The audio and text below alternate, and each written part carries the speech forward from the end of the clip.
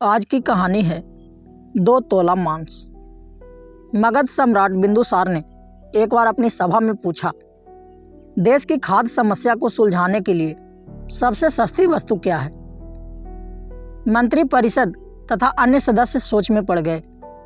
चावल, गेहूं, ज्वार, बाजरा आदि तो बहुत श्रम के बाद मिलते हैं, और वह भी तब जब प्रकृति का प्रकोप न हो। ऐसी हालत में अन्न तो सस्ता हो ही नहीं सकता। तब शिकार का शौक रखने वाले एक सामंत ने कहा, राजन, सबसे सस्ता खाद्य पदार्थ मांस है। इसे पाने में मेहनत कम लगती है और पौष्टिक वस्तु खाने को मिल जाती है। सभी ने इस बात का समर्थन किया, लेकिन एक व्यक्ति उस सभा में मौजूद होकर भी चुप थे। वह थे प्रधानमंत्री चाणक्य। तब सम्राट ने उनसे पूछा, आचार्य, आपका इस बारे में क्या मत है। चाणक्य ने कहा, मैं अपने विचार कल आपके समक्ष रखूंगा। रात होने पर प्रधानमंत्री उस सामंत के महल पहुंचे। सामंत ने द्वार खोला। इतनी रात गए प्रधानमंत्री को देखकर घबरा गया। प्रधानमंत्री चाणक्य ने कहा, शाम को महाराज बिंदुसार एकाएक बीमार हो गए हैं।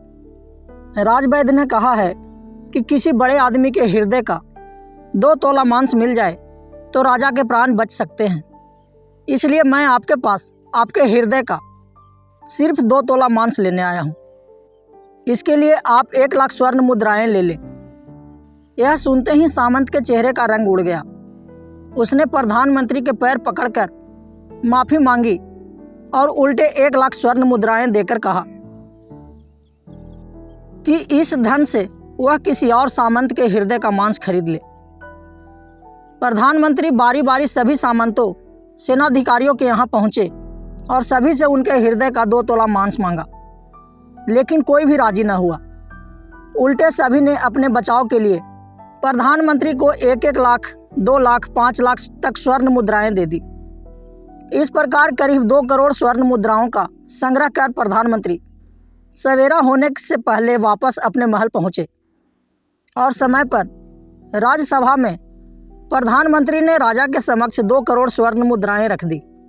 सम्राट ने पूछा, यह सब क्या है। तब प्रधानमंत्री ने बताया कि 2 तोला मांस खरीदने के लिए इतनी धन राशि इकट्ठी हो गई, फिर भी 2 तोला मांस नहीं मिला। राजन, अब आप स्वयं विचार करें कि मांस का मूल्य सस्ता है या महंगा।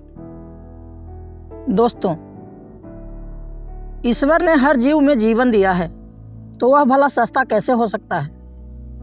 धन्यवाद।